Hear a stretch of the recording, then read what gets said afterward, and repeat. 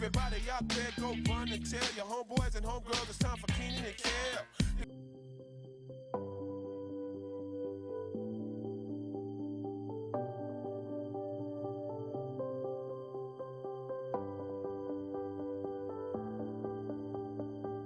Listo. Buenas Vale. tardes a todos y a todas. Espero que estén muy bien.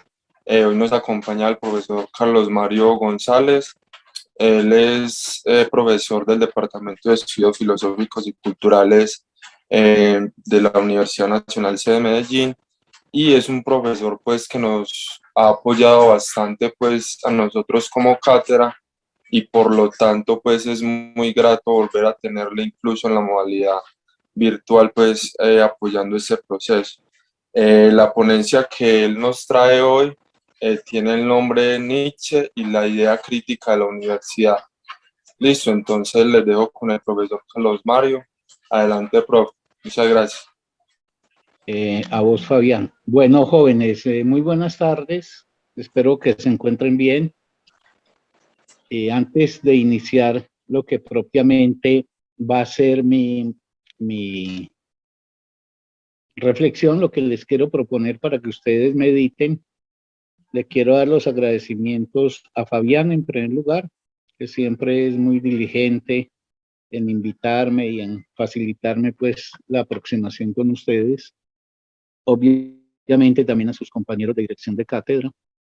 Sí, yo he respaldado mucho ese esfuerzo que han hecho porque me parece muy valioso, me parece muy importante que los estudiantes se apersonen también del proceso formativo suyo y por eso desde el comienzo aplaudí esa iniciativa que había tenido el movimiento estudiantil. Y obviamente también mi cordial saludo a la profesora que está de directora de la cátedra.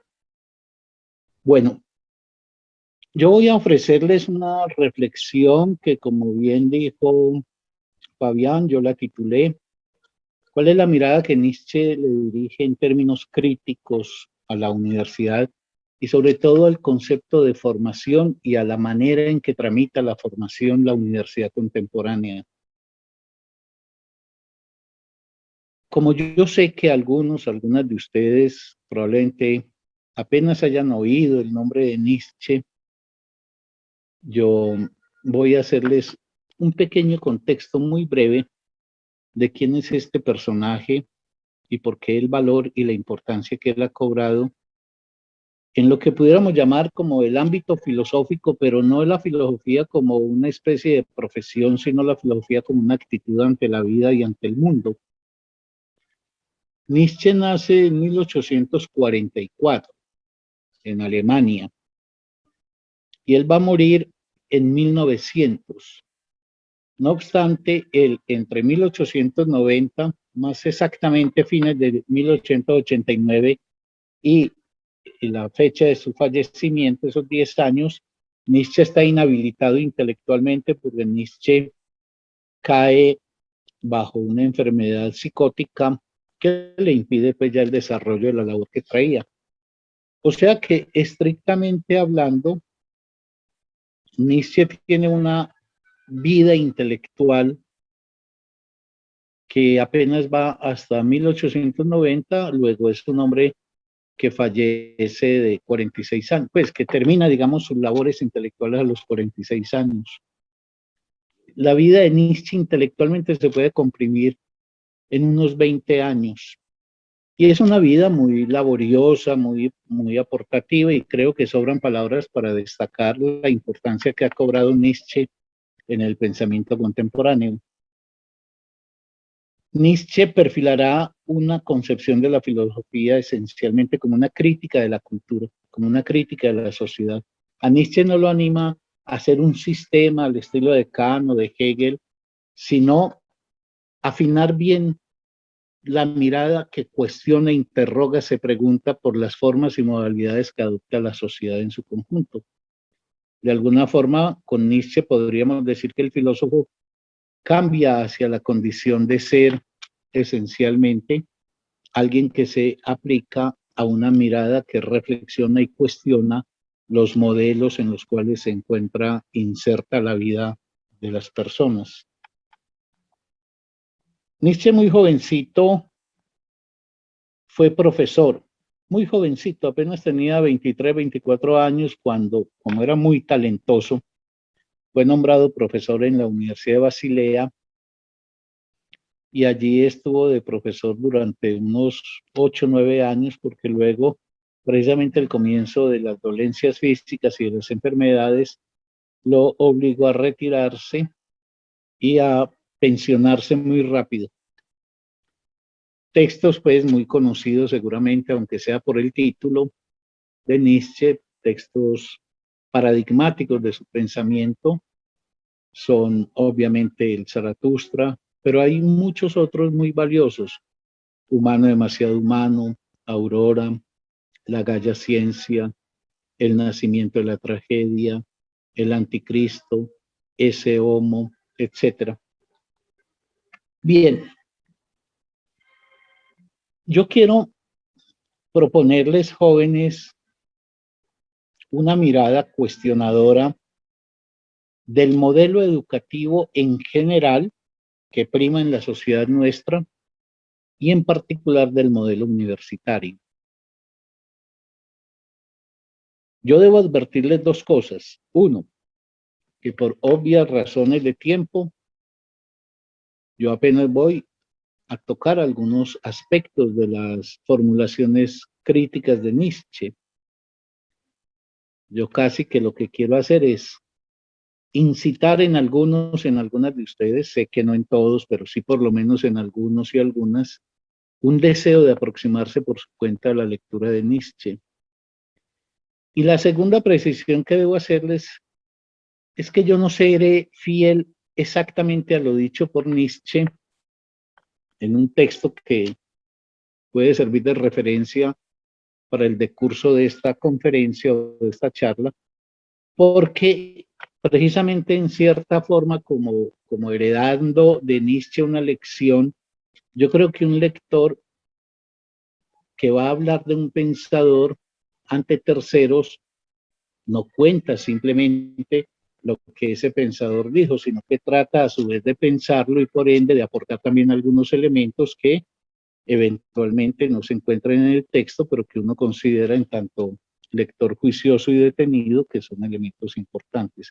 Por ende, lo que yo voy a decirles incluye también algunas aportaciones modestas mías, pues yo no estoy ni de lejos tan loco como para suponerme en el parangón de Nietzsche, pero yo creo que la labor del pensamiento es pensar lo que otros han pensado y arriesgar con algún tipo de interpretación a propósito de ello.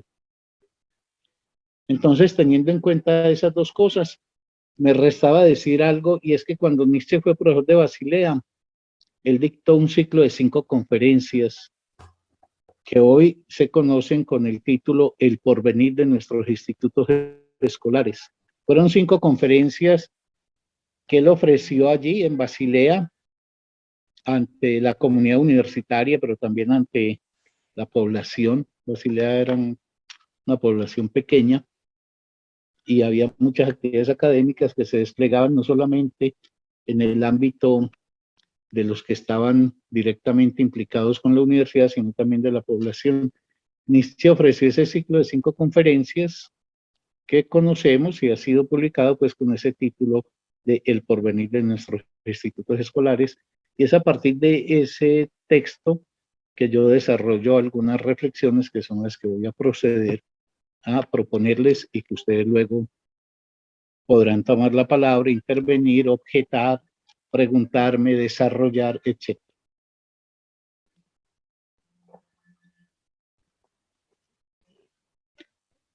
Para uno plantearse una crítica a la universidad, y ojo, la palabra crítica quiere decir simplemente someter a un examen racional un objeto. La palabra crítica de entrada no reniega de algo, ni lo descalifica, ni lo avala, sino lo, digamos, establece un juicio, una mirada que trata de entender y de interpretar el objeto que se tiene ante los ojos, a efecto de lo cual deriva entonces finalmente una postura de uno en donde opone uno en objeción a algo o por el contrario lo respalda. La universidad, y desde que yo soy prof de la Nacional, pues que es de toda mi vida, siempre, siempre, siempre está en la idea de que hay que revisar lo que es la universidad, que la universidad hay que respaldarla, que hay que apoyarla, etcétera. Y obviamente yo estoy de acuerdo con eso. Sin embargo, en mi opinión, cuando nos planteamos los profesores y los estudiantes, junto con los directivos, un examen y una revisión de la universidad, creo que en general pecamos de restringir ese cuestionamiento únicamente a encontrar los respaldos, particularmente en el caso nuestro, estatales, para el apoyo de la función que despliega la universidad. Entonces se pide mejor presupuesto, mejores condiciones locativas de laboratorios, etcétera. En el caso de los profesores, en algunos momentos, entonces, reivindicaciones salariales, los estudiantes, reivindicaciones también para su bienestar, etcétera. Y claro, todo eso es importante, pero eso es absolutamente insuficiente, porque lo que nos negamos a pensar, tanto los estudiantes como los profesores, es apoyar la universidad, pero bajo qué modelo de existencia en lo que es la tarea que ésta tiene que cumplir, la formación de los jóvenes, contribuir a la formación de los jóvenes. Más plata para seguir haciendo lo mismo, más dinero para que sigamos exactamente repitiendo lo que estamos haciendo todos los días. Esa es una primera inquietud que les quiero dejar. Basta simplemente con enfocar el asunto en términos de cuáles son las condiciones y contextos materiales para que la universidad funcione, y entonces la universidad estaría muy bien. Si en vez de tener X presupuesto tenemos 2X presupuesto, entonces la cosa va a las mil maravillas. Y nos negamos a pensar lo fundamental de cuál es el papel que debe jugar una universidad en relación a la formación de los jóvenes e incluso a la formación de los mismos profesores. Reflexionar sobre eso es lo que yo quisiera proponerles. Reflexionar sobre la formación y el papel que está jugando la universidad en ello. Pero no en ese sentido de, digámoslo, impugnar al Estado por el déficit presupuestario en que mantiene la universidad, que eso hay que impugnarlo, pero eso es, a mi entender, algo que queda muy lejos de tocar el meollo efectivo del problema, que en mi opinión hace muy cuestionable el papel que está jugando la universidad, y no solamente la colombiana, sino la universidad en el mundo, porque cristalizó un modelo que es un modelo bastante objetable, y es lo que voy a tratar de demostrar. Claro, si uno quiere interpelar un proceso formativo como el universitario, pues tiene que partir de un principio. ¿Cuál sería relativamente el ideal de formación que debería recibir todo aquel que estuviese al interior de la universidad? ¿Qué es lo que pretendería la universidad encontrar?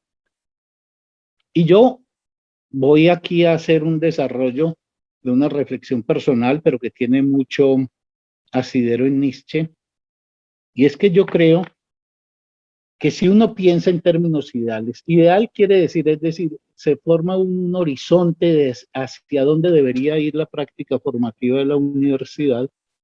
Yo diría esto, muchachos y muchachas,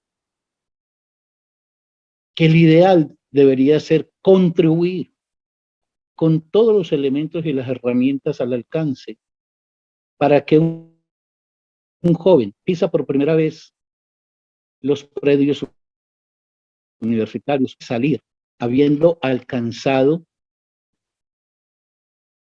unos aportes que le permitiesen constituirse en función de 5 términos que voy a decir. De ser alguien que logra precisar qué es lo que desea, para que pueda encauzar la vida en la línea de su deseo. Ahorita explicito bien eso, porque sé cuán equívoca es la palabra deseo. Pero me parece que en lo fundamental, un proceso formativo serio debería atender a que el joven logre descubrir, desembozar, correr el velo que le impide saber qué es lo que desea. no sabemos qué deseamos. No es fácil en la vida uno precisar qué es lo que desea. El proceso formativo, en cualquier lugar, en la matemática, en la biología, en los saberes humanos, es decir, donde hubiese una labor de la universidad, debería contribuir a que un joven paulatinamente vaya logrando precisar ese eje fundamental de una existencia que se llama el deseo propio. Porque cuando un ser logra precisar qué es lo que desea, y bueno, de una vez lo voy a decir, el deseo atañe algo que es esencial, es como una especie de llamado desde lo más íntimo de uno, que lo evoca, que lo inclina, que lo lleva a optar por un camino, porque en el encuentro cotidiano con esas tareas uno encuentra un gran goce, el goce de una realización y sobre todo despliega unas condiciones hacia la creatividad. Desear es una palabra que va en serio y yo pues en otro tipo de charlas siempre me preocupo mucho por diferenciar el deseo de lo que es el interés o de lo que es la simple apetencia o la inclinación. Si me lo permiten, y en aras de la brevedad de esta charla, pongo un ejemplo.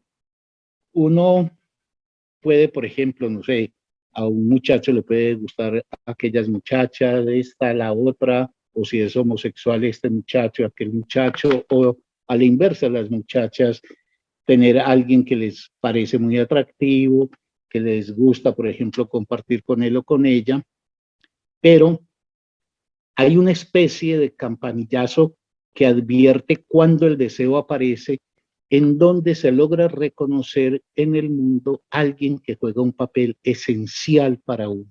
Eso que llamaríamos, por ejemplo, la emergencia del amor, no del gusto, no de la atracción, sino de esa fuerza enigmática que nos ata misteriosamente a otro y que se vuelve esencial para uno, se vuelve constituyente del ser de uno, definitorio del ser de uno. Pues bien, así como acaece en la experiencia amorosa personal, acaece también con respecto a la forjación de un destino. ¿Es realmente el deseo lo que está en juego o es el mero interés o es la mera inclinación muchas veces informal hacia ese saber, etcétera? Bueno, primera palabra que yo creo que debería atender progresivamente una educación que tomara muy en serio participar en la constitución de un ser que fuera rigurosamente formado, ejemplarmente formado, que el joven pudiera alcanzar a dar lo mejor de sí. Primera palabra, el deseo. En segundo lugar, el pensamiento. El pensamiento es la posibilidad que tiene un ser humano de reunir todos los elementos de que dispone, por ejemplo, con el conocimiento, para poder avanzar en la producción de sentidos inéditos que le faciliten la explicación de aquellas condiciones y circunstancias problemáticas en las que se ve inmerso en un determinado momento. Me explico. Uno puede pensar, para mantenerme en el ejemplo que traigo, uno puede pensar el amor. Lo puede pensar. ¿Qué quiere decir pensar? Estás en una relación en donde emergen dificultades o donde hay zonas muy sombrías en el trámite de ese vínculo.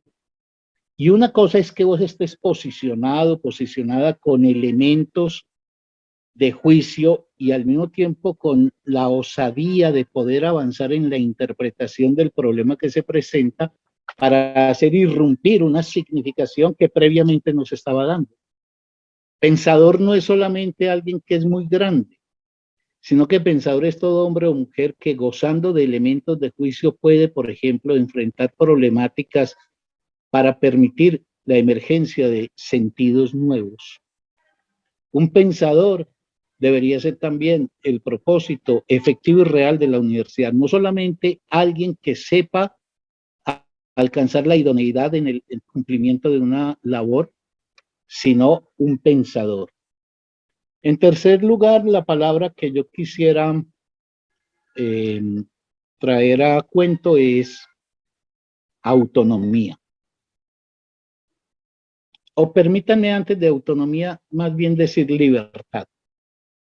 Es decir, yo siempre me planteo, mi oficio pedagógico, ¿a dónde debe apuntar? Debe apuntar a respaldar que ese muchacho, esa muchacha, asuma su propia vida en el despliegue de las mejores posibilidades suyas, en el ejercicio de una libertad que le permita desde ese deseo propio, y desde su particular pensamiento, encauzar la vida porque encuentra la realización para esas posibilidades. La palabra libertad es fundamental, jóvenes. La hemos ido extrañando, perdiendo, nos hemos ido volviendo ajenos a ella. La libertad tiene dos frentes. Hay un frente que tiene que ver con el orden social y por eso una adecuada formación debería preocupar a la gente por posicionarse ante su sociedad en términos de si ésta efectivamente materializa las condiciones para el ejercicio de la libertad. Pero la libertad es también algo que se ejecuta en el ámbito de la vida personal. La libertad tendría que estar presente, por ejemplo, en la experiencia amorosa que hacen las parejas. Pero esas palabras, fíjense que son palabras que parece ser que se dieran de suyo como si se supieran o simple y llanamente no importaran. La palabra libertad para enfocarse, por ejemplo, al tipo de vínculo amoroso que se tiene, a las relaciones en las cuales uno despliega su vida cotidiana, no parecieran como ser una condición de exigencia para que un estudiante se formara teniendo una plena conciencia del valor fundamental que en la vida representa la libertad. Esa que ejerce como individuo en su vida personal y esa que ejerce como ciudadano en el seno de su sociedad. Una cuarta palabra, en mi opinión, que hace parte pues como de ese conjunto de términos hacia donde debería dirigirse una educación, es la palabra autonomía. Autonomía quiere decir que consciente de mi deseo, apropiado de mi capacidad de pensar, ejerciendo mi libertad, soy capaz, por ejemplo, de darme las formas y de darme las reglas que han de conducir mi existencia. Que no soy un dependiente de que me estén trazando línea e indicando por dónde he de orientarme, sino que me hago cargo como del timón de mi vida. Ahí en la palabra autonomía, que es una palabra que tiene un espectro muy amplio para analizarse, yo incluyo esa condición por la cual también uno alcanza una autonomía en la vida, que es la de poder desplegar una labor que le permita remunerativamente poder hacerse cargo de sus propias cosas. En ese sentido, ahí ubico también, por ejemplo, el trabajo. Claro que hablar del trabajo implicaría otra charla para meditar qué tipo de trabajo es el que tenemos en esta sociedad. Pero bueno, por el momento, permítanme decir la palabra autonomía. Y la última de esa especie de ideal, es decir, hacia dónde pretender orientar la vida. Fíjense que no estoy diciendo contenidos, no es que los jóvenes vayan para, sino facultarlos para que puedan precisar qué desean, facultarlos para que sean pensantes, facultarlos para que sean ejercedores de una libertad que si no se tiene se conquista, que sean autónomos, cada uno verá autónomo en qué dirección, para qué. Y finalmente hay una palabra que yo creo que es fundamental, que también escasea mucho en el proceso formativo al que asistimos,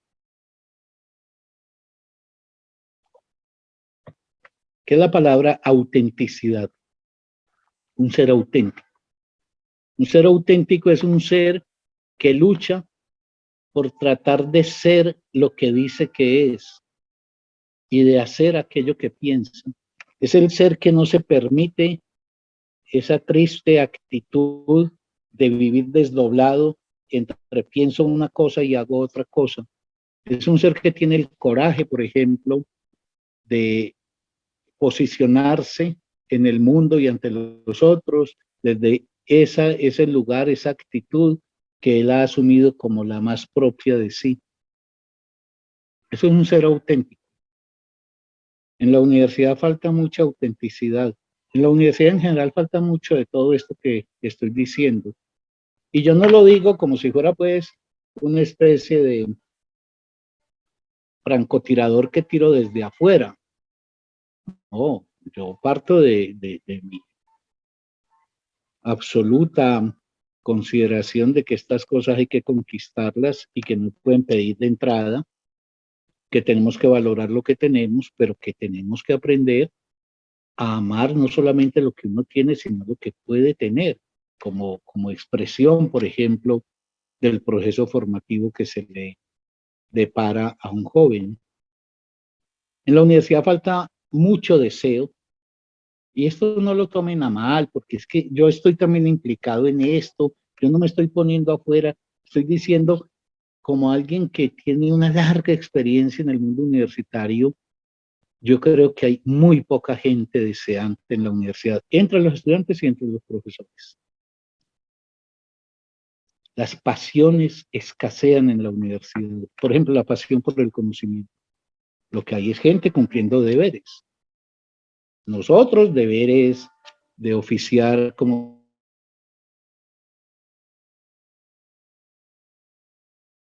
profesores. Los estudiantes, promoverse en el currículum, eso. Pero gente apasionada. Un ser apasionado se reconoce porque no tiene fronteras ni horarios.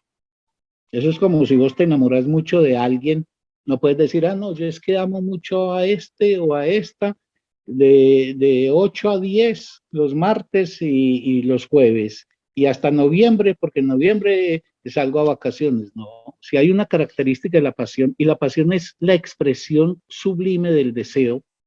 Un apasionado no es sino un ser que logra reconocer que desea y pone su existencia en dirección a eso que desea. Eso es un apasionado. Y un apasionado tiene como característica que aquello que ama no tiene ni horario, ni fechas, no tiene calendario. En la universidad, olvídese. Si vamos a ser sinceros, si queremos seguir manteniendo una, en mi opinión, falsa imagen, pero yo siempre digo, en la universidad, fuera del salón de clase y del horario de clase y de las tareas conducentes a aprobar esa asignatura, estamos proveyendo una formación que encuentra jóvenes ganados por la pasión, por ejemplo, por la verdad, por el conocimiento, que están mucho más allá de una asignatura, explorando, buscando, avanzando en eso. O los cursos tienen un triste destino. Se acometen en un periodo además absurdamente reducido, se cumplen y se olvidan en forma general. Es decir, por eso en el vocabulario universitario hay términos tan sospechosos como pasé cálculo, pasé ecuaciones lineales, pasé. Ningún apasionado pasa. Si algo caracteriza a un apasionado es que permanece. Si vos amas con pasión, por ejemplo, a un hombre o a una mujer, permaneces. Y la característica es que el deseo permanece y el deseo empieza un trabajo de aproximación y de construcción con ese a quien uno ama con pasión. Igual pasa con el conocimiento. El conocimiento habría que preguntarse, la universidad está promoviendo jóvenes que se hagan cargo del reconocimiento de algo que los apasiona y los pone, por ejemplo, en una dinámica de constante proceso formativo y de interlocución con otros que comparten esa pasión. Yo creo que en la universidad hay gente, yo le decía ahora a un amigo que yo le decía, yo veo en la universidad como 3 tipos de personas, incluyéndonos los profesores. Hay unas que son tramposos, y no digamos mentiras, tramposos. No digamos porque yo soy profesor y nada más en estos días me tocó enfrentar una situación que además no es insólita en mi historia profesoral y es el que engaña, el que hace trampa, el que finge ser lo que no es, el que representa que realiza lo que nunca realiza. Ese que después, 10 años después, cuando tenga algún cargo de responsabilidad estatal o institucional en lo que fuere, enseñado y habituado a que el camino corto, el de la trampa, el del engaño, etcétera, es el victorioso. Ahí lo tendremos también, haciendo lo que estamos padeciendo hoy, por ejemplo, como corrupción en la sociedad. Yo le decía a este amigo, vea, hay un espectro por ahí de un 20% de estudiantes que necesitan no profesores, sino policías para que estén controlando, que no engañen, que sí. sean sinceros, etcétera, con las cosas que hacen. Hay un espectro muy grande, yo me atreví a decirle esto, pues especulando, de un 70%, 75%, 75% de gente seria, responsable y cumplidora, pero no más. Dígame, profesor, ¿hasta dónde es la lectura? Hasta acá. Apenas la he cumplido, he sido serio, a diferencia del otro no he engañado, entonces ya llegué al tope. No, fíjense, no se forma alguien que jalonado por una pasión se hace un ser capaz de autoformarse y de plantearse relaciones con otros que mantengan una dinámica con el conocimiento al margen de la institucionalidad, al margen de exámenes, clases, horarios, etcétera. Un 70% de gente seria, querida, honrada, que hace lo que se le dice que hay que hacer. Y se siente contenta cuando culmina un curso y le dicen, sacaste 4,5, a diferencia del tramposo que también sacó 4,5, pero haciendo trampa, este lo sacó con honradez. Pero este día cierra también ese libro y Santas Pascuas. Esto ya, lo único que necesito son instrumentos para operar en el ejercicio de una función laboral y no más. Entonces no hay una activación de eso que llamo yo una pasión que permita que un joven descubra formas del conocimiento que logren concitar en él la fuerza para permanecer en una búsqueda incesante sobre eso. Y hay un 5% probablemente de gente apasionada, de profesores o estudiantes que realmente no están cumpliendo un deber, el deber de estudiar para alcanzar las notas aprobatorias o el deber de dictar una clase, sino que sienten que eso que están descubriendo trae consigo el júbilo del desentrañamiento de verdades que implican transformaciones. Porque una cosa maravillosa con la verdad es que la verdad, cada que se alcanza, produce un efecto de transformación en uno. Sobre esos 5 términos,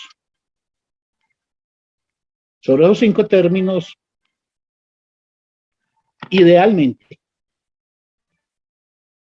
es decir, estamos formando seres capaces de precisar su deseo, seres capaces de pensar. Ojo que pensar no es solamente razonar, razonamos todos. Pensar es ser capaz de construir un sentido inédito para una situación específica ante la cual me encuentro desconcertado. Seres capaces de ejercer y defender la libertad como contexto para el despliegue de lo que uno puede ser. Seres capaces de ser autónomos, de darse las pautas que reglan su existencia en todos los ámbitos. No solamente en el ámbito que tiene que ver con el conocimiento. Y seres auténticos, seres apostados al riesgo de dar cuenta de sí ante el otro, sin engaños, sin trampas, etc. Si uno examina eso y se pregunta con delicadeza y se pregunta con afecto, porque si yo estoy ofreciéndoles esta reflexión y lo hago en mi calidad también de profesor, es porque a mí me importa mucho lo que estamos haciendo y me importa mucho mi universidad. Y alguna vez que yo formulaba una crítica muy dura a la universidad, alguien me dijo que cómo hablaba yo tan duro de la universidad si yo era un profesor de la universidad, y le dije, por eso mismo, porque soy crítico, por ejemplo, con lo que pasa en Colombia, porque quiero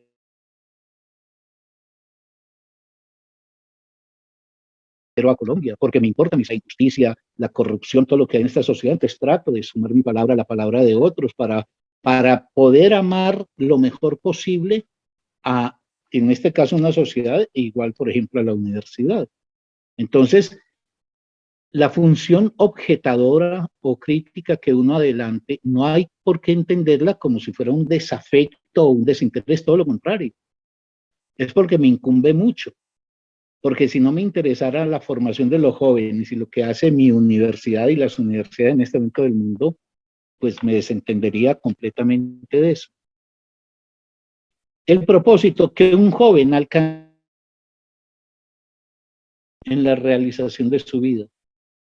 Miren, jóvenes, aunque esto suene muy trivial, uno vive, para decirlo con una frase que yo suelo repetir mucho, un instante 70 años. En esos 70 añitos, ¿qué haces con la vida? ¿Qué facultades pones en juego? ¿Qué calidades desplegas?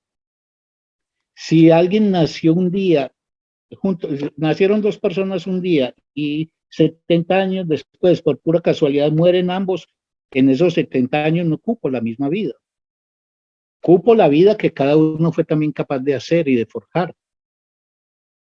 Y no es un asunto de aceptar que la vida sea un proceso inercial, sino cómo me hago capitán de mi propia vida, cómo tomo el timón de mi existencia.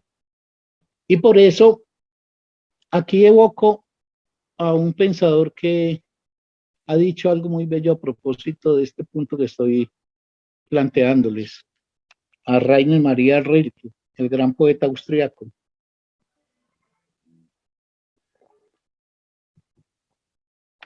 Rilke dice, entre más se es, más se vive. Entre más se es, más se vive. De lo cual, una lectura inteligente derivaría que uno tiene un compromiso con su propio ser, cual expandir las posibilidades de su propio ser y ponerse en condiciones de realizar esas posibilidades.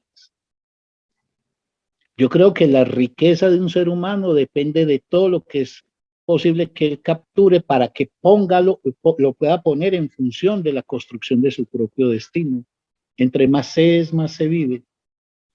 Ahora, ¿qué hace la universidad y no para de hacer? ¿Cuál es el camino permanente que tiene la universidad y que el más ciego de los ciegos lo podría observar? Pues que la universidad está en un proceso permanente de educar. Bien, ¿sí? Se está educando y entonces va a terminar el semestre, hay que organizar notas, medir las notas, ceremonia de grados, y eso parece ser como una máquina imparable de educación. Educación que, de paso, les dejo una inquietud.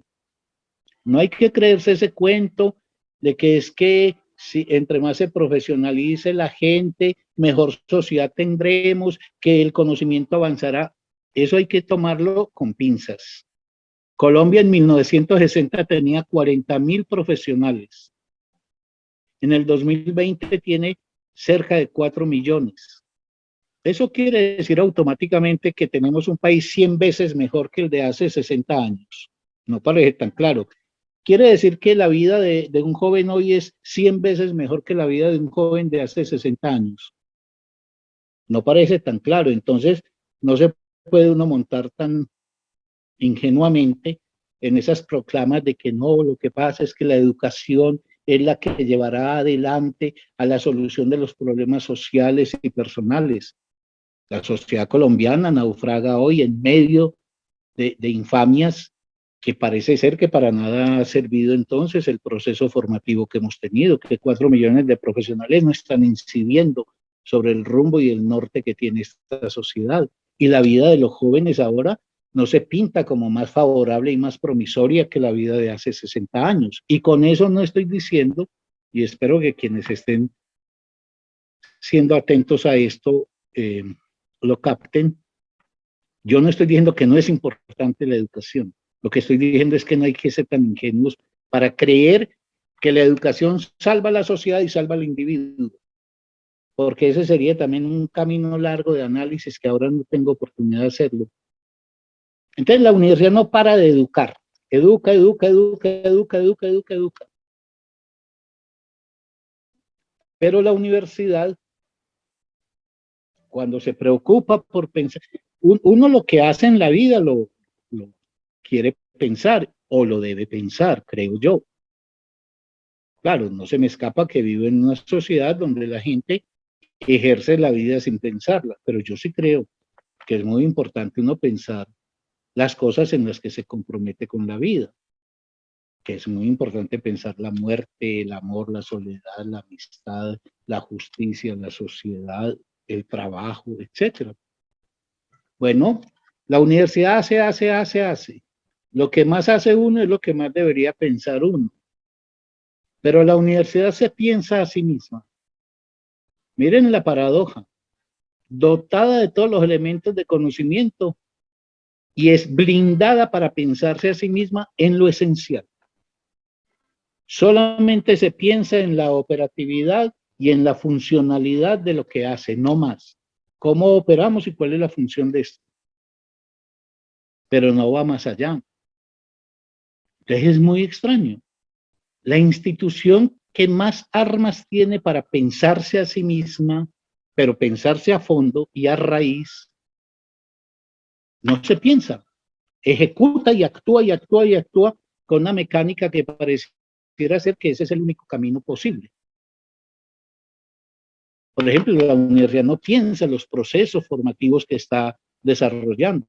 Cada que se dice, vamos a hacer una reforma, la reforma siempre tiene que ver con la operatividad, la funcionalidad y la dimensión cuantitativa de lo que se está haciendo. Pero escabulle lo esencial de la meditación. Yo le decía en estos días a unos colegas, ¿por qué no nos reunimos, hombre, a pensar qué es esto de educar?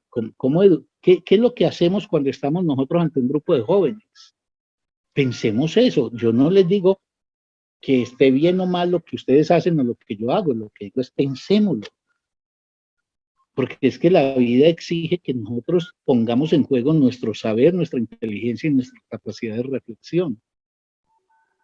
Pero no, mis colegas a quienes aprecio, a quienes valoro inmensamente, escatimaron la invitación porque eso no importa. La invitación nacía a partir yo, por ejemplo, he defendido que los cursos deben ser de un número reducido de estudiantes, de 20 estudiantes máximo. Si es que enseñar en la universidad tiene como característica definitoria crear las condiciones de posibilidad para conversar. Enseñar no es dar conferencias en un salón de clase.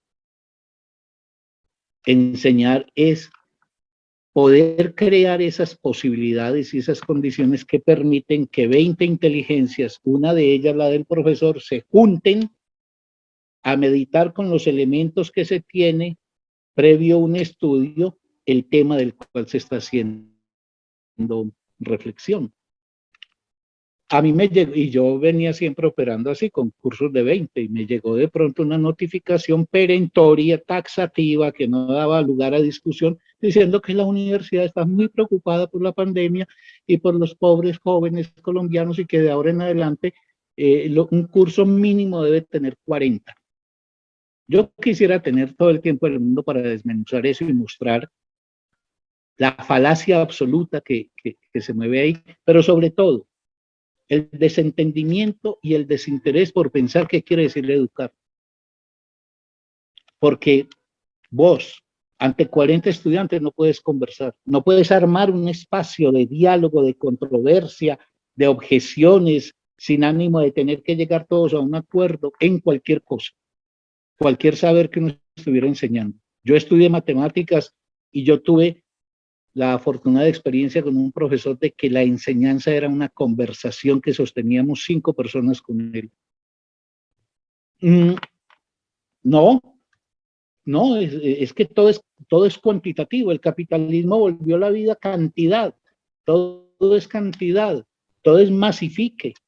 Y entonces si me vienen y me dicen, no, pero somos un país pobre, Carlos Mario. Imagínate el recurso presupuestal que tendríamos que tener para poder satisfacer que hubiese máximo 20 estudiantes por profesor, máximo. Y yo contestaría, no, el problema ahí no es el dinero, el problema del presupuesto fiscal del país es la destinación del dinero. ¿Por qué los dineros que se erogan para Fuerzas Armadas, que se erogan para tantas cosas, esos dineros ¿por qué no están volcados hacia procesos formativos que no se reduzcan a hacer primar lo cuantitativo, sino que le den lugar a lo cualitativo? Por eso la universidad, en mi opinión, escabulle lo esencial. No se pregunta, ¿qué se enseña? ¿Qué se enseña? No, es que es como si eso ya estuviera establecido. Un estudiante ni siquiera se pregunta, no, ya sigue un currículum y un profesor dicta esa clase, no se pregunta qué es lo que se enseña, pero sobre todo, jóvenes, ¿cómo se enseña? Es que enseñar es esto que yo estoy haciendo. Esto es un hecho excepcional, pero si yo me tuviera que encontrar con ustedes 2 veces a la semana, esto sería un pecado mortal estarlo cometiendo. Un profesor, allende sepa o no sepa mucho, disertando a solas. Por eso Nietzsche dice que tras 20 años de estar estudiando, un joven, el único sentido que alcanza a desarrollar es el sentido del oído, porque el salón de clase se divide entre alguien que locuta y alguien que oye. Alguien es simplemente oreja y otro es simplemente lengua. Y eso es atrofiador de las posibilidades y de las potencialidades intelectuales y vitales de un joven. ¿Qué se enseña? ¿Cómo se enseña? ¿Por qué se enseña eso y no otra cosa? ¿Para qué se enseña? ¿Me entienden? Es que hay un abanico de cosas que habrían que ser examinadas, pero que son los tiempos del estudio. ¿Por qué esa periodización? Yo en un curso que estaba dictando, me dijo un estudiante, con toda la razón del mundo, profe, ¿y por qué sobre este pensador no hemos trabajado como las obras esenciales de él?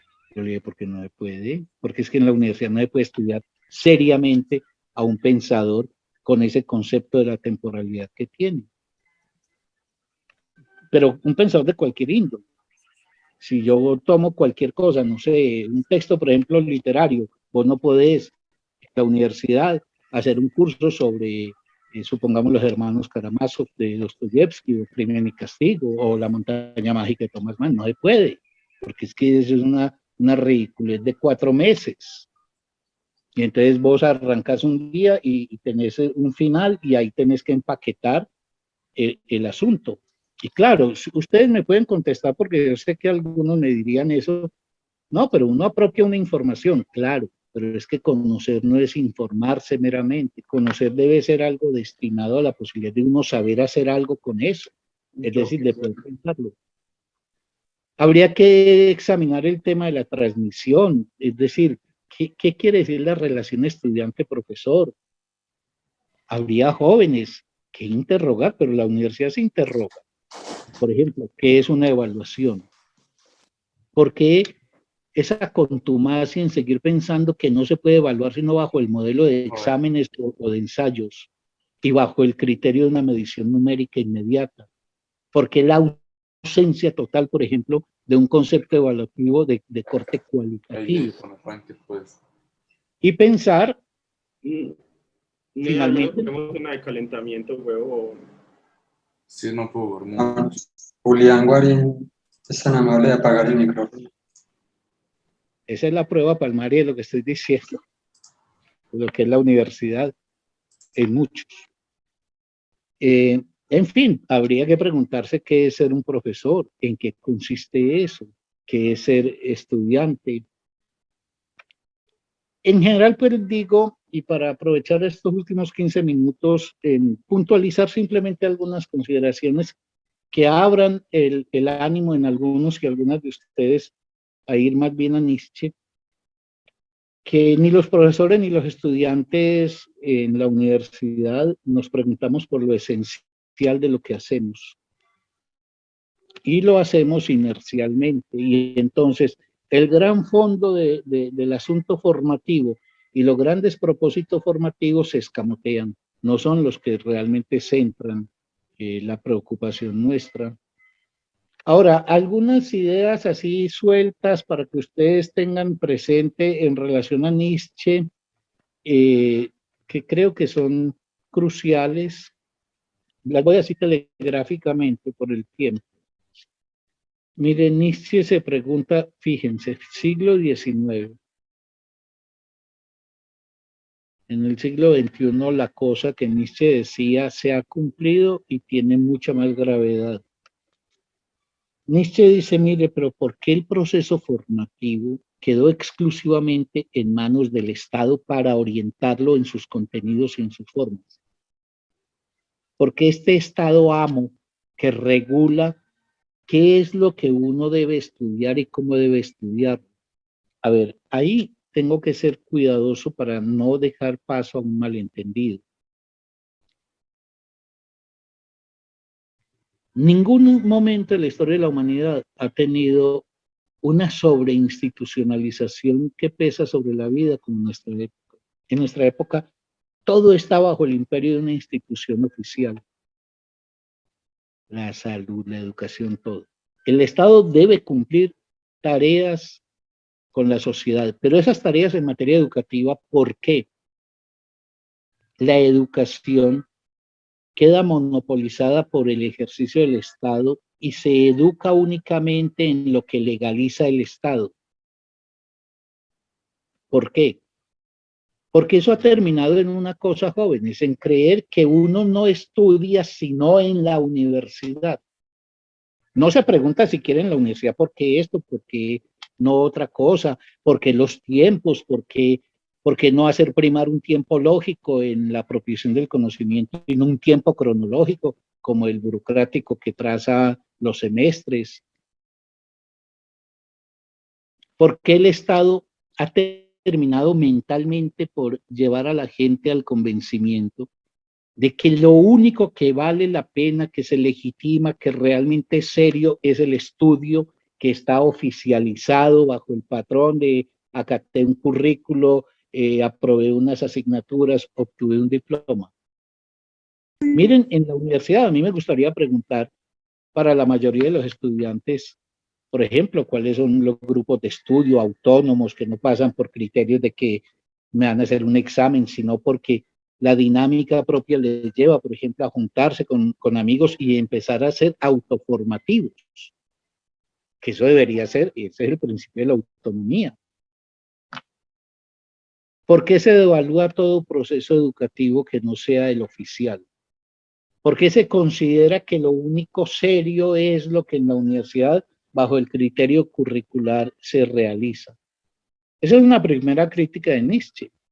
Nietzsche dice, es muy peligroso que el Estado sea el amo de todo el proceso educativo, que diga qué es lo que se estudia, cómo se estudia, por qué se estudia, hasta cuándo se estudia, etcétera, y que va desinflando en la gente el ánimo y la convicción en que uno se puede dar a sí mismo también sus propios procesos formativos, que pueden, yo no estoy diciendo que no tengamos estudios en la universidad, habría que replantearse el cómo, en qué espacialidad, en qué temporalidad, etcétera, pero que tendría que haber un proceso de educación donde un joven se vaya haciendo cargo también de mantener la dinámica de su formación en conjunción con otros y por acercamientos espontáneos. Cuando uno tiene un grupo de estudio que comparte con unos amigos, a nadie le ocurre que hay que hacer exámenes, que hay que aprobar o desaprobar esto. No, ¿me entiende? Los grandes pensadores de la humanidad, en lo esencial, desplegaron procesos de autoformación. Ojo, no digo que no se estudie en la universidad, lo que digo es que ¿por qué se reduce eso ahí? ¿Y por qué se cree que únicamente lo que el Estado traza como oficialidad es lo que debe hacerse? Alguna vez yo preguntaba, creo que en esta misma cátedra, que me digan qué universidad tituló a Aristóteles o qué universidad tituló a Arquímedes o qué universidad tituló a Euclides. Y ese saber de estos fue débil, una cosa insulsa porque no obedecía al patrón estipulado por un Estado regente del proceso formativo. Pero díganme qué universidad tituló a Marx en materia del estudio de las formaciones sociales, qué universidad tituló a Freud en materia del inconsciente, ¿Qué universidad tituló a Kafka como literato o a Dostoyevsky? No, es que hemos perdido también como cierta rebeldía para decirnos, no, un momentito, es que también las cosas pasan por mí, por mi iniciativa, por mi capacidad de promover, por ejemplo, los caminos, y no simplemente porque es que como si estuviéramos en una feria de ganado, nos dicen el corralito suyo es este, y de aquí sigue para allá y para allá y para allá, y no hay mundo fuera de ese corralito. Segunda afirmación de Nietzsche que quiero dejarles ahí en el tintero es la crítica a la especialización estrecha. Ojo que el adjetivo especialización estrecha. Hay una frase muy famosa de Nietzsche, que yo también repito mucho, que dice que es una cultura cuyo propósito es formar a alguien en saber cada vez más de cada vez menos. Saber cada vez más de cada vez menos.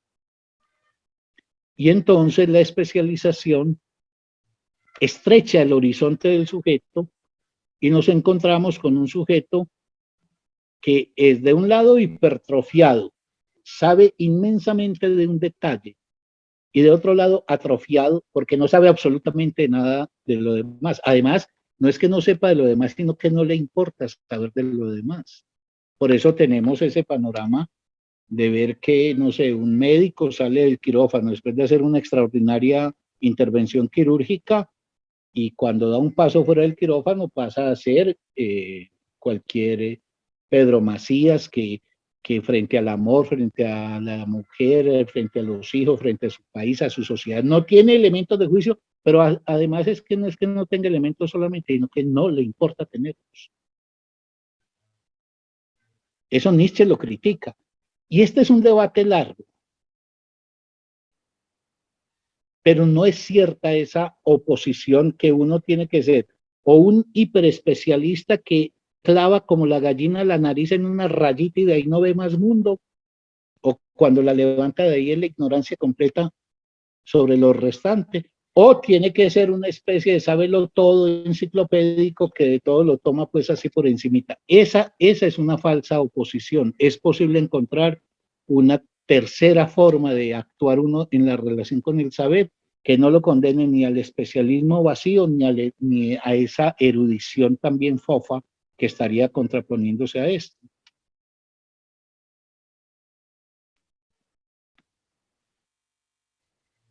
Lo que pasa es que no tengo tiempo, pero yo podría ofrecer los elementos de articulación de por qué los saberes, los que aman de verdad los saberes, saben que eso de estar en una red no es un invento de la tecnología última. Todos los grandes pensadores y pensadores de la humanidad han establecido relaciones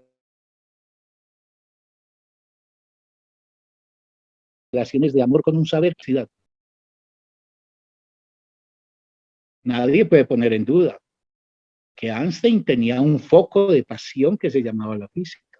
Por eso, óiganme bien para que no me vayan después a decir algo que yo no he afirmado. Yo no estoy diciendo que uno no tenga un foco pasional, que vos podés amar, por ejemplo, la química, la matemática, la historia, la política, vale. Pero si la amaras, eso es lo que no te permite mantenerte exclusivamente en las fronteras de ese saber. Por eso es que si yo tomo como referencia a los grandes pensadores, estos lo que han hecho es redes de conexión. Por ejemplo, es impensable, y vuelvo al caso de Einstein. Einstein es paradigma del hombre de ciencia, por lo menos en el siglo XX. Nadie puede poner en duda su amor por la física y su aplicación a la física. Pero resulta que en 1932 Einstein le escribe una carta a Freud y le dice: mire, señor, usted que se ha pasado la vida hurgando en los laberintos del inconsciente humano, usted me podría contestar la pregunta: la guerra es insuperable. El ser humano siempre estará en condiciones de guerrear. Entonces, desde la tontería universitaria que dice, pero que vos hombre, que sos un físico, ¿para qué te dedicas a esas cosas de política y de sociedad? O desde esa otra forma de la tontería que dice, pero un momentito, es que si vos sos especialista en física, tenés que ser un ignorante completo en relación a los destinos de la humanidad.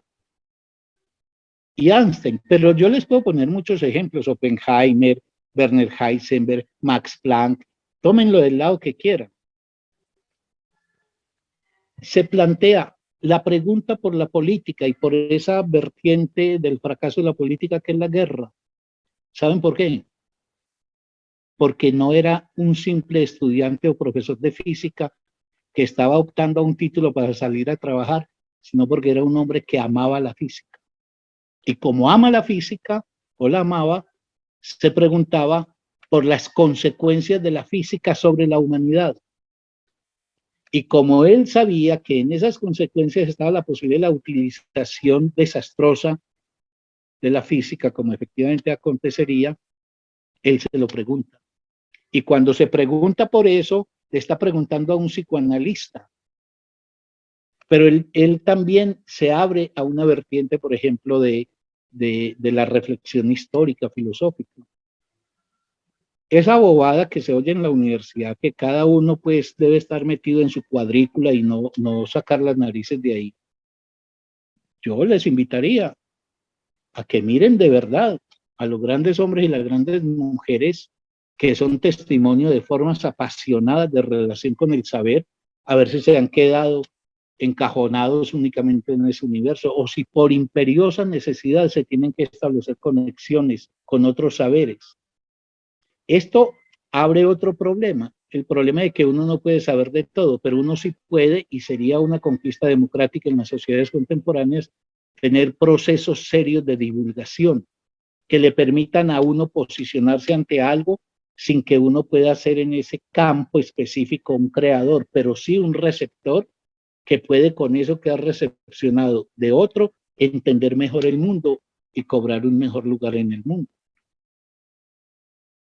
Bueno, en todo caso, en Nietzsche hay una crítica muy fuerte a eso. Yo alguna vez usaba una imagen, es como si uno, no sé, hubiese una forma de alimentación que a uno no le desarrollara sino la nariz. Desde que uno es niñito, la nariz se desarrolla y todos los otros miembros se vuelven escuálidos, famélicos. Bueno, esa imagen física burda, nada poética, me sirve para señalar lo que pasa espiritualmente. Yo no estoy diciendo que hay que saber de todo, en el sentido de ser un dominador, pero yo en estos días le decía a un amigo mío que es físico, le estaba pidiendo que me explicara una objeción que se está haciendo últimamente por parte de unos físicos al concepto de universos paralelos. Y este amigo, que es un tipo sapientísimo de eso, porque es un amoroso de eso, me explicó. Y cuando me explica, yo logro un entendimiento con el cual puedo contextualizar mejor las otras cosas que yo hago. Yo no podré ir a dar una conferencia sobre eso a ningún congreso de físicos. No voy a escribir un artículo. Pero yo sí puedo tener como ser humano una representación de dónde se encuentran los logros de la ciencia contemporánea para que eso se refleje en mi posición ante el mundo y ante la vida. Y por eso es que los físicos y los matemáticos pueden derivar fácilmente, por ejemplo, de la filosofía y de la filosofía al arte, etcétera, etcétera. Yo les dejo nada más esa inquietud. En Nietzsche encontrarán ustedes una invitación a pensar que el tema de los saberes tiene la característica de que cuando uno ama un objeto, ama todo lo que tenga que ver con ese objeto. Eso es como en el amor personal. Si vos amas a esa mujer, amas a ese hombre, no te incumbe únicamente en el aquí y ahora, sino en todo lo que tenga que ver con él. 2 minutos y termino. Decirles que hay una crítica también muy fuerte de Nietzsche a una educación, que es la educación que hoy tenemos. Jóvenes, no se molesten. Repito, yo me meto en el mismo ámbito de lo que estoy criticando, pero la universidad, ¿para qué forma? Para trabajar, para salir a trabajar. Y ojo que yo no estoy negando el valor del trabajo ni la necesidad del trabajo. Por eso cuando hablé de la autonomía dije que un rasgo importante era esa autonomía que se conquista cuando uno se hace cargo de sí mismo en sus necesidades, por ejemplo, materiales, y cuando puede aportar laboralmente también a la sociedad. Pero es muy estrecho que en la universidad el único objetivo, el único horizonte que existe para un joven es fórmese como fuerza de trabajo calificada para que salga a emplearse. Sea muy idóneo en ese pequeño dominio laboral de corte profesional donde usted se va a desempeñar. En lo demás, ignore completamente. Por eso es que es una educación tan triste que le ha negado a los jóvenes una relación seria, sostenida, que eso no debería ser de cursos especiales, sino de trámite en todas las clases, por ejemplo, con el arte y con la filosofía, porque se generan dos culturas. Los de ciencias humanas ignoran completamente las ciencias, o lo de los saberes humanos ignoran completamente las ciencias, y la gente de las ciencias y sus aplicaciones ignora los saberes humanos, como si fueran dos dimensiones completamente ajenas y sin incidencia alguna sobre la vida de cada cual. Y claro, el mismo Nietzsche dice, mire, lo que pasa es que estamos llenos de profesores de filosofía, lo que nos faltan son filósofos. Es que la palabra filosofía es muy sencilla, la palabra filosofía quiere decir pensar. Pensar. Pensar una vida tan compleja como la que tenemos. Es que vos no sos únicamente un empleado o un futuro empleado. Vos sos una mujer, un hombre que tiene una sexualidad, un amor, unas angustias, unas soledades, la muerte, la vejez, 80.000 cosas que se le vienen a uno. Uno tiene que tener inteligencia para eso y conocimiento para eso.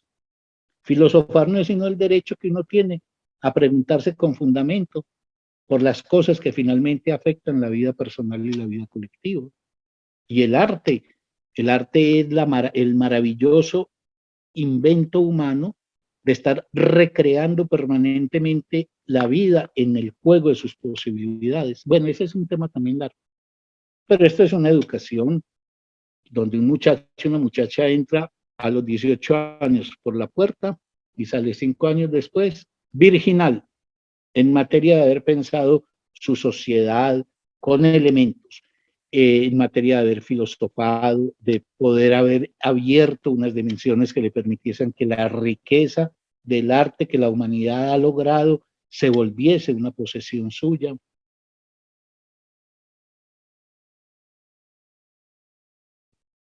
Y eso ya dicho, que, y con esto sí cierro, que es una educación que forma a gente enmudecida,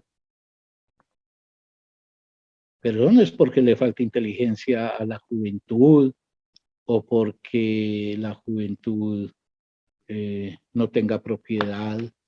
No, si es que el escenario es que un señor habla o una señora y uno está ahí, de pronto alza el dedito y hace una preguntita, sí mucho, y entonces se desarrolla el oído y lo desarrolla incluso hasta para no oír. Pero no hay un drama, por ejemplo, en el mundo contemporáneo entre nosotros en la elocuencia de nuestra juventud. Nuestra juventud puede parlotear bien, buena parte de la juventud, por ejemplo, hablando trivialidades o cosas, pero si vos lo pones o la pones en el compromiso de construir una palabra propia, seria, sobre un asunto que se le pide que se exprese sobre él con fundamento, vacila y se angustia. A mí como profesor, por ejemplo, por el modelo de enseñanza que yo implemento, a mí me dicen estudiantes al comienzo del semestre, profe, usted me permite que yo no intervenga porque es que yo soy muy tímido, muy tímida, soy inseguro, a veces pienso que Y claro, yo le digo que él está en derecho a ejercer lo que a bien tenga, pero que yo lo insto a que conquiste la palabra, porque es que la palabra es el don fundamental que tenemos los seres humanos y la palabra es lo que me permite dirigirme a ustedes y decirles, miren, yo veo el mundo así, y ustedes dirigirse a otros y decir, mire, y yo lo veo así. Ahora, esa timidez no es un problema psicológico, no es un problema de resortes internos del individuo, es de una práctica educativa, pero ¿dónde hablan los muchachos y las muchachas? ¿Dónde se sienten importantes con su inteligencia para tomar la palabra y decirla? No, sí, es que se les toma como si no tuvieran inteligencia, no sirvieran sino para obedecer, para hacer tareas y presentar exámenes. Pero ¿por qué no se puede en un salón de clase conversar seriamente? No la charlatanería de todo el mundo tirando para cualquier lado. Yo podría mostrar formas serias de conquistar la conversación en un salón de clase, considerando a los estudiantes inteligentes, capaces de razonar y de construir explicaciones que no son las que yo, por ejemplo, como profesor, tenía cuando pisé el salón de clase. Pero para eso es necesario modificar este patrón de formación. Y eso nos debería conducir a la pregunta, ¿qué es un profesor? ¿Pero por qué alguien es un profesor? Porque alguien es un estudiante. Es que uno puede ser profesor porque algunos, porque pues con eso es que le pagan a uno y como en la nacional nos pagan muy bien, bueno, ojo, hay profesores fervorosos en su deseo y en su amor. Otros, uno puede ser profesor por una cosa que el psicoanálisis ha mostrado, es un gocecito de poder, de mandar a otro, de poner a caminar al otro al compás de lo que yo digo, es que el examen es el 30, pero profesor es que el 30, que si no traes eso a las 4 de la tarde, entonces, es decir, hay un gocecito en someter a otro. Freud eso lo ha desarrollado muy bien en el texto de la pulsión, en el texto de Más allá del principio del placer. Uno puede ser profesor por narcisismo. Os vengo a ostentar la inmensa sabiduría que yo poseo. A mí no me interesa si ustedes agarran algo de eso y pueden hacer algo con lo que yo digo, si no, obsérvenme, estupefactos, cuánta sabiduría yo contengo. O puede haber profesores que los existen y por fortuna, apasionados, amorosos de su saber y por ende amorosos de la transmisión. Porque cuando uno ama algo se lo quiere también dar a conocer a otros. Y entonces se preocupa, ¿cómo hago para que estos muchachos, estas muchachas puedan también acceder a esta maravilla que yo he logrado descubrir en mi vida?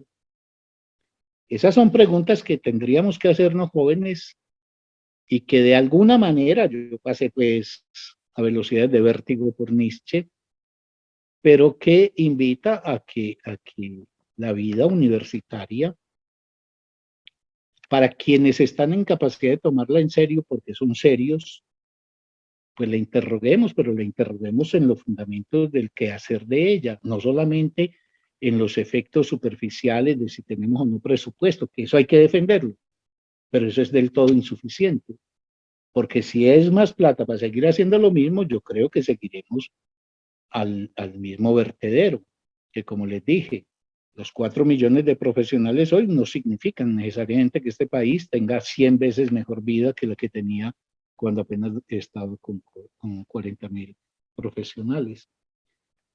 En fin, como dice el dicho, hay mucha tela para cortar.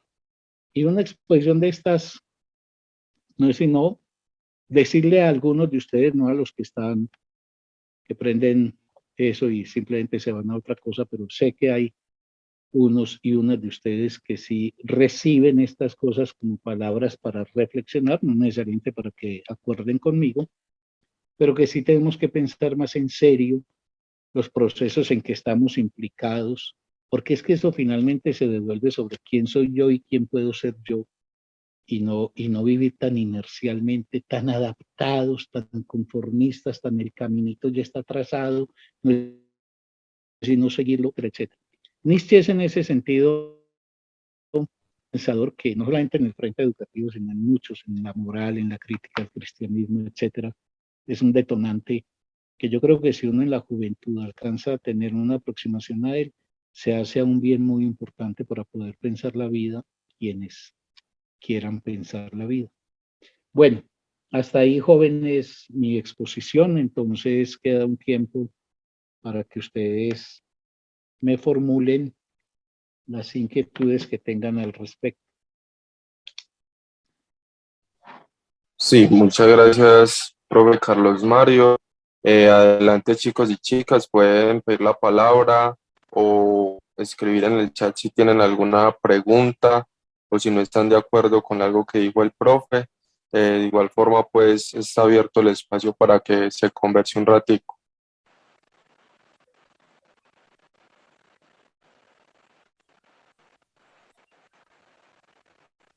Voy a necesitar la palabra de Víctor Manuel. Hola, buenas tardes, profesor y compañeros. Un saludo al profesor. Suelo ver con él la clase de leer Tres Grandes Rusos miércoles y viernes. Muy buena clase. Un spoiler pues para que la inscriban con él los que puedan. Muy buena la clase. Profesor, tengo una inquietud. La siguiente. ¿Cómo ser pensante? Para que me dé su opinión, por favor. ¿Cómo ser pensante en una sociedad que nos dice lo que pensar? ¿Qué no y que sí se puede pensar, donde se penaliza al que piensa diferente? Quedaría entonces solo la opción de pensar en silencio. Muchas Bueno, gracias. gracias. Fabián, o quien está coordinando, ¿hacemos un grupito de preguntas o voy contestando una por una? Si quieren, profe, hacemos como una rondita, ya usted recoge y le damos. ¿Listo? ¿Alguna otra pregunta?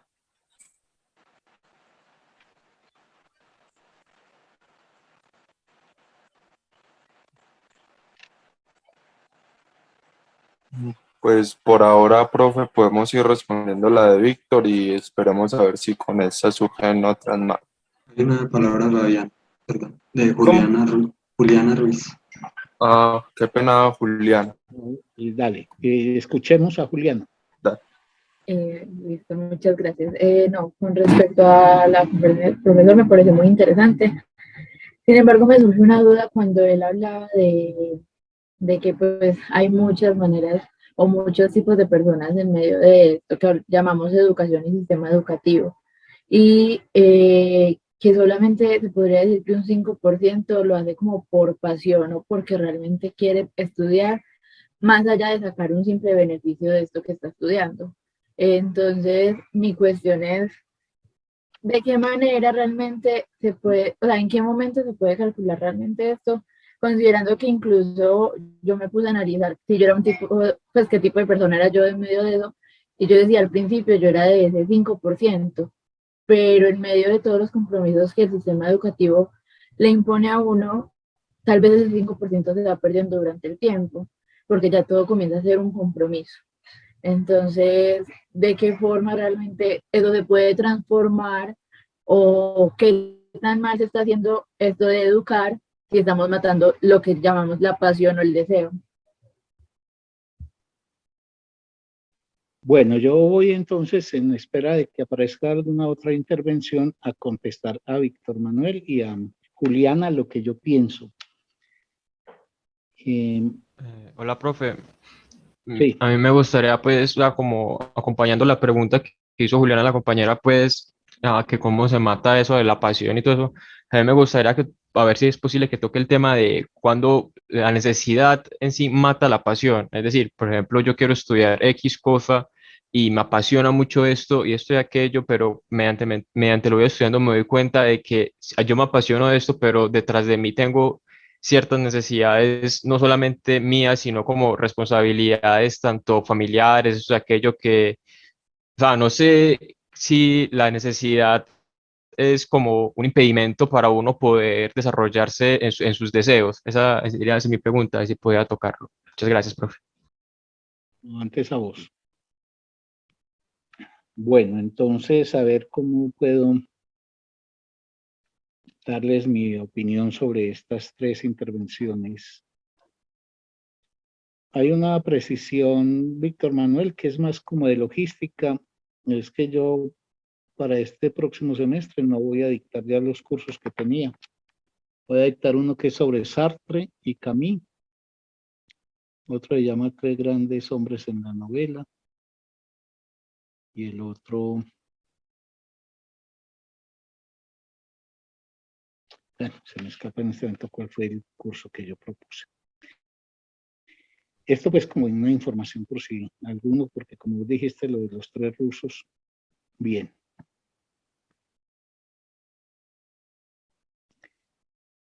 Yo voy a arrancar de lo que dijo Juliana, porque me parece que a partir de esa intervención, que sinceramente me gusta mucho, se pueden conectar las otras 2.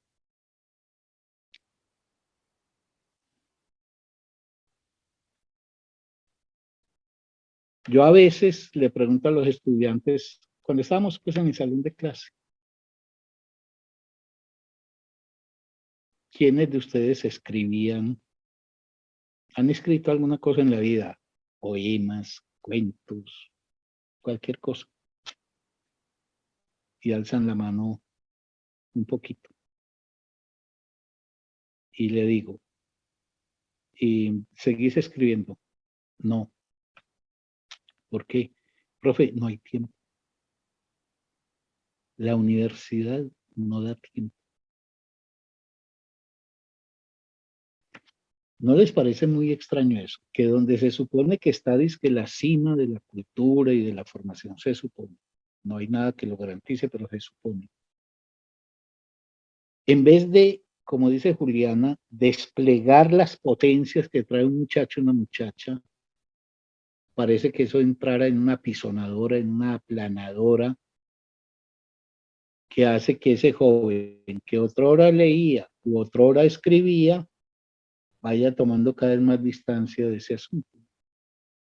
Hay algo ahí que no está entonces no está bien configurado, porque lo que se debería suponer es que si alguien tiene el filón, la beta, por ejemplo, de la apertura al conocimiento y a la creación, encontrará fuerzas impulsoras para eso y un desarrollo que realmente le diera a su vida más consistencia. Y yo no tengo, jóvenes, una respuesta muy clara. Sí, una posición. Yo fui también estudiante. Voy a decir una cosa, pues, que en algún lugar lo dije y me costó lágrimas de sangre. Cuando yo recuerdo mis estudios universitarios, tanto los del pregrado como los de los posgrados, tengo una impresión, y crean que yo soy un hombre justo, que soy un hombre que intento ser supremamente ecuánime en mis juicios, pero la sensación que yo tengo es qué cantidad de tiempo perdido, qué cantidad de tiempo inutilizado en tareas insulsas, tareas burdas, en repetir libros, en tener que escuchar a veces clases que me enseñó el libro anticipado que había leído el profesor. Sí, sé que soy muy duro en esta afirmación, pero créanme, cuando yo recorro mis años de estudiante, con la cantidad de profesores que yo me encontré en mi vida, impresión y efecto sincero que ha hecho huella y marca en mi destino. 3 profesores, 3 maestros. Hay un grueso número que fueron honrados en su oficio, pero no dejaron profundas impresiones en mí.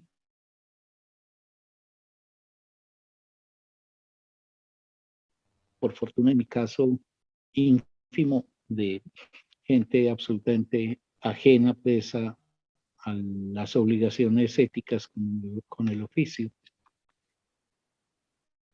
Y yo me digo, ¿cuánto tiempo yo perdí haciendo tareas inútiles, tareas que no nacían de mis preguntas? Es que en la universidad es muy raro un estudiante se tiene que habituar a responder las preguntas que otros hacen, porque como no se le ayuda a desvelar qué es lo que desea y por ende qué preguntas lo habitan, para que él sea el que se ponga al frente de esa búsqueda, entonces se habitúa a responder exámenes y a leer y estudiar para contestar exámenes. Por eso yo digo, el 30 de noviembre, los semestres normales, Cuando salimos a vacaciones, sale a vacaciones el espíritu, el conocimiento, etcétera, etcétera.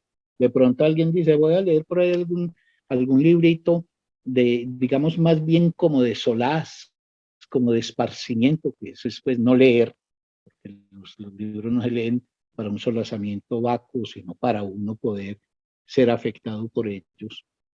Entonces se pierde muchísimo tiempo en tareas completamente inútiles, porque es que es como si lo que importara fuera el desarrollo de una habilidad informativa y no de una posibilidad de reflexión.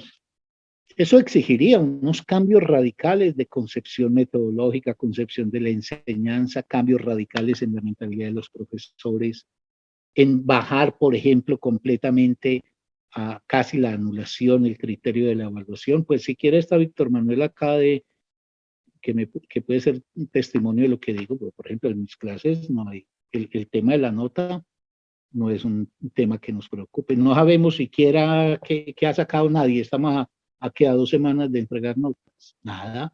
Ni ningún estudiante me ha dicho, Carlos, ¿cuánto saqué yo en el 30%? ¿Cuánto saqué en el 70%? No. Y Víctor Manuel lo podrá testificar. Es un curso serio, donde la gente es estudiosa, donde la gente interviene, participa, nos conocemos, nos tratamos. Y la nota aparecerá dentro de 8 días por el imperativo que la universidad le exige al profesor. Usted me pone un número, a mí no me interesa nada más, sino que usted le cuelgue ese número a ese muchacho.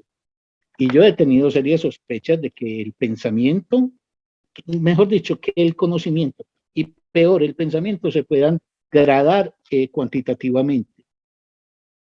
Porque es que con esa lógica vamos a terminar un día de sentimiento y de amor, tú sientes y amas y no me digan que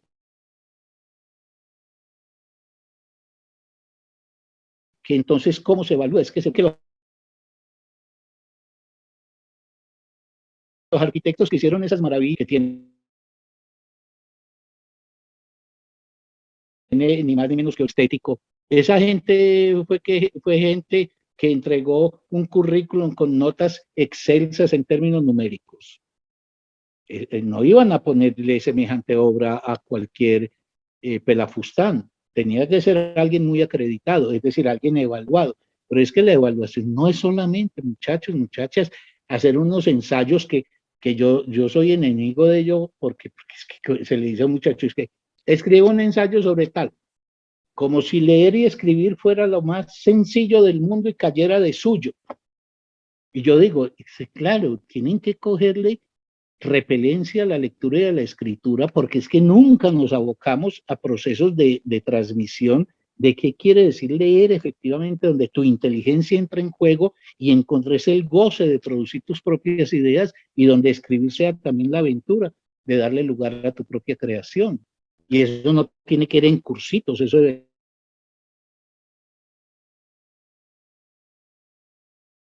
ser en cada clase, en interpretación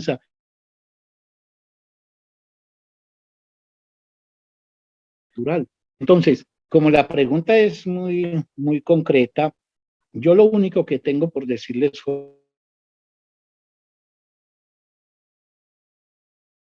jóvenes es de tareas insulsas. Y digo insulsas porque uno tiene que recoger las cosas para decir, bueno, esto me ha marcado.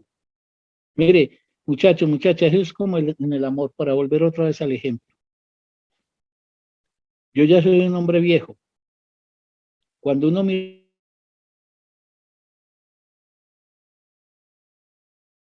por encima de su hombro sin mucha dificultad los amores que de verdad tuvo uno en la vida. Y hubo muchas atracciones, pero esas atracciones se difuminaron, se perdieron, no terminaron haciendo ningún tipo de marca en uno. Los amores de verdad son los que uno, cuando los mira en su pasado, sabe que uno no pudo seguir siendo el mismo antes que después del encuentro con esa mujer o con ese hombre. Igual pasa con la labor magisterial. Esos profesores que de pronto alcanzaron el estatus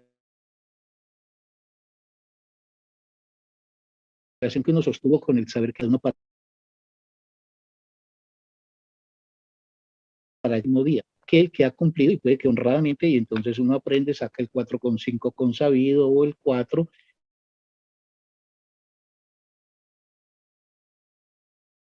y un mes después ya no es el motivo de volver a consultar. ¿Qué hacer, Juliana y muchachos? No sé, encontrar las fuerzas en la vida para que no se impida, por ejemplo, que se apague esa chispa que está presente en ustedes. ¿Cómo? No hay fórmula, pero echen mano ustedes, por ejemplo, lean la biografía de grandes hombres y de grandes mujeres, para que vean que a todo el mundo le ha tocado en cierta manera luchar contra los impedimentos que se pueden cernir en una sociedad sobre lo que uno quisiera hacer, pero es como tener la astucia. Voy a ser tal vez un poco desvergonzado en lo que voy a afirmar. Hace poquito me decía un estudiante mío, un muchacho muy valioso, estaba muy agobiado por una cantidad de tareas y de cosas. Me dijo, profe, ¿yo qué voy a hacer? Yo le dije, mira, economía psíquica y economía vital. Ir a lo directo, si ese profesor con su enseñanza no permite sino el acatamiento de esos imperativos del examen de esto, aquello, entonces minimizar el gasto económico y vital y aplícate a ganar eso, pero minimizarlo.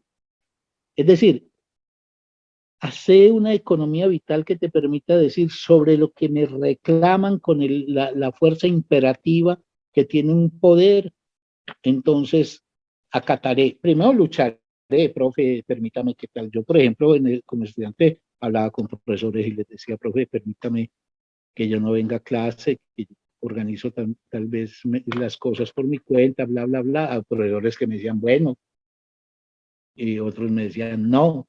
Entonces, yo lo que iba era hacer una economía que me permitiera invertir el menor tiempo posible para sacar esa materia. Porque yo tenía interés en poder ser profesor. Entonces, si no cumplía esos escalones, nunca lo sería. Pero me la jugaba por ahí. Asistía a clases de profesores que no eran de mi carrera. Yo hice muchas más clases, incluso los 3 maestros míos, ninguno fue de mi carrera. Y entonces como Juliana y muchachos, como no sé, tener uno cierta agilidad para ver cómo minimiza los costos de lo que uno no tiene mucho interés y maximiza el tiempo para las cosas que sí le importan a uno mucho. El ideal sería que eso no fuese así, pero de momento no es como quisiéramos, y entonces es obligatorio que no dejen que los cadaverice la universidad, no dejen, encuentren tipos de relaciones con compañeros, compañeras, un grupo de estudio sobre una línea que a ustedes les apasione, en fin, encuentren otros frentes, pero no permitan que su espíritu quede cuadriculado en las meras dimensiones de un currículum y de los mandatos profesorales al respecto de cuál debe ser la relación con el saber. Tengan altivez y tengan algo que sería importantísimo en la educación desde el vamos de la vida, pero que también fallamos mucho en eso, tengan rebeldía, sean rebeldes. La rebeldía no es un defecto en la vida, ser rebelde es precisamente la posibilidad de que alguien exija que las condiciones en las cuales se desenvuelve su vida se modifiquen y que no hipoteca su destino al imperativo, por ejemplo, que las formas de poder le establezcan. Yo sé que es muy insatisfactoria mi respuesta, pero bueno, en cualquier caso, quienes de ustedes quieran de pronto ya establecer como un contacto más personal para que hablemos, etcétera, yo autorizo a Fabián para que les dé mi teléfono y me ponen en el WhatsApp, soy fulanito, fulanita, si quieren que algún elemento de estos lo sigamos conversando, o que yo les sugiera algunas lecturas, en fin, ese sería pues como el colofón de mi intervención. Y creo que aquí podemos cerrar, Fabián y jóvenes, y yo les agradezco mucho a quienes Profe, hayan dado su atención. Sí, Fabián.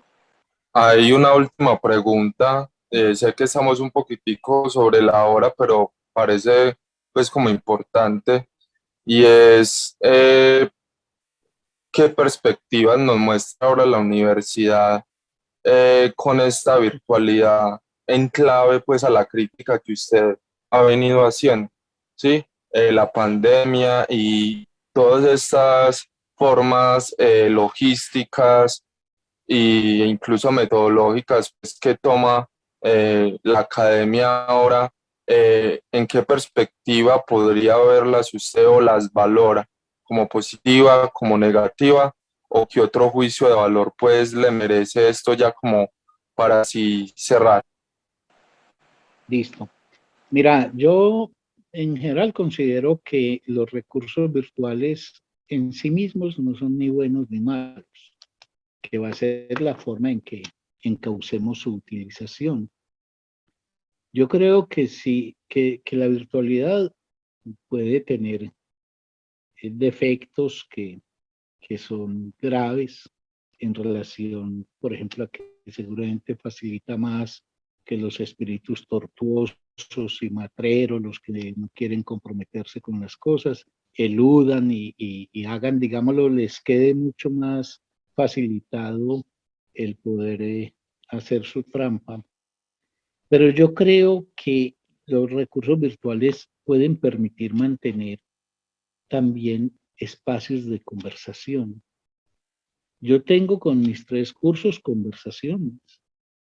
Y claro, si vos me pones a escoger, yo prefiero estar en el salón y verle la cara a ese muchacho, a esa muchacha, poderme hacer como una imagen que no esté únicamente en la palabra, sino también registrada pues en una figura. Porque creo que además la transferencia en el sentido como de las identificaciones se logra mucho más presencialmente. Es decir, no es lo mismo que vos tengas tu novia, tu novio viviendo en Noruega, a que lo tengas ahí, a él o a ella de carne y hueso. Entonces yo creo que también la virtualidad es qué hacemos ante circunstancias ineludibles y más en un país de una irresponsabilidad en sus gobernantes como este, para minimizar los efectos dañinos de no poder tener una relación cara a cara con los estudiantes, pero un cara a cara que tendría que cara a cara cerquita. Por eso yo digo, Fabián, a mí un día me dijo una decana, pero Carlos, que por qué no dictaba una clase pues, de esas multitudinarias, de esas de 140, y dije, fulana, porque es que no creo en eso. Con todo respeto, no pongo en objeción esta cátedra, que yo sé que esta cátedra es muy excepcional en la universidad por la forma en que nació y la única que les permitiría pervivir. Alguna vez yo les decía a los que fundaron esta cátedra que sería bueno dividirla en 6 cátedras de 20 estudiantes cada uno, pero me contestaron inobjetablemente. Sí, pero a duras penas nos permiten uno, pues un profesor que sirva de coordinador, etcétera. Pero yo en general le decía a esta colega, mire, a esta decana,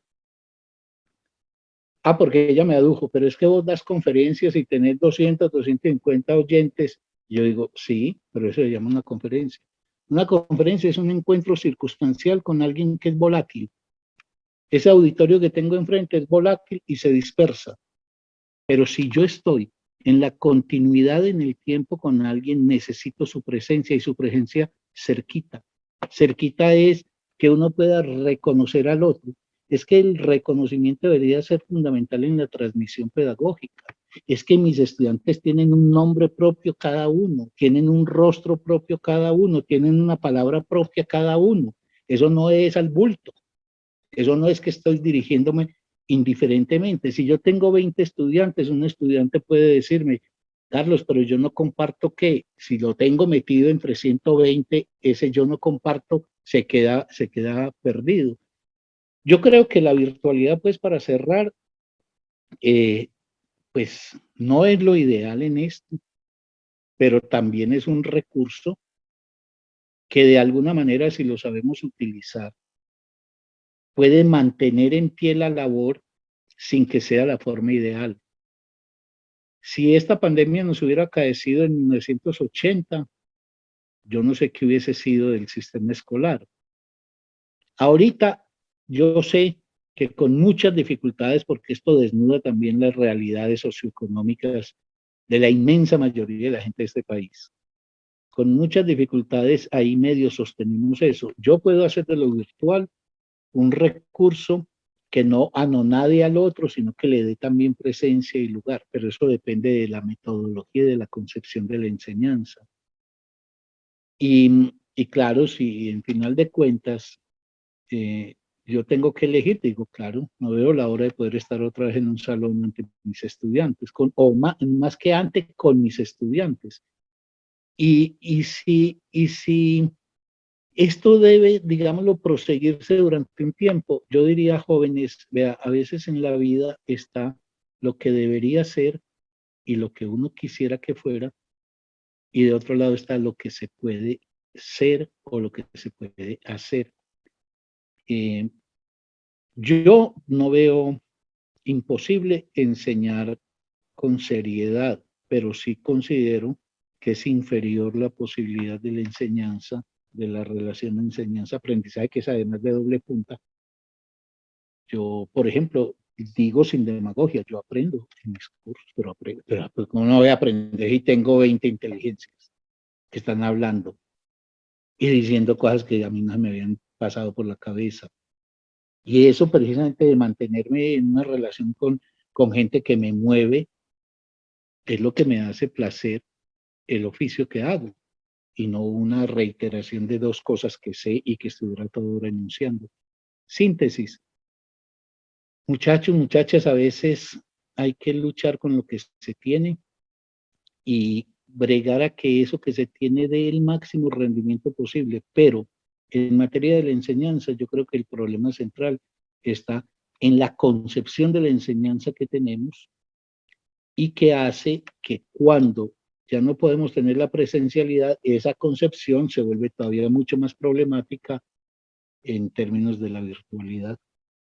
Bueno, jóvenes, primero que todo a los estudiantes, muchas gracias por la atención a quienes siguieron mis palabras. Y en segundo lugar, muchas gracias pues a los muchachos y muchachas que están al frente de la cátedra y a la profesora que hace la labor de coordinación o de dirección de la cátedra. Listo, profe. Muchas gracias a usted pues por las reflexiones. Esperamos que haya sido pues de objeto pues de reflexión para todos y todas, y que algo les haya quedado pues como para que se piensen su estadía en la universidad y su quehacer como universitarios, y más allá de las fronteras de las mallas de las universidades, su quehacer pues como persona. Le agradezco mucho, profesor, nuevamente. Gracias pues por el deseo de seguir apoyando pues la cátedra, y nos veremos ya en otra ocasión. Y con todo gusto cuenten conmigo en lo que necesiten y que les vaya Listo. muy bien. Chao. Hasta luego, profe.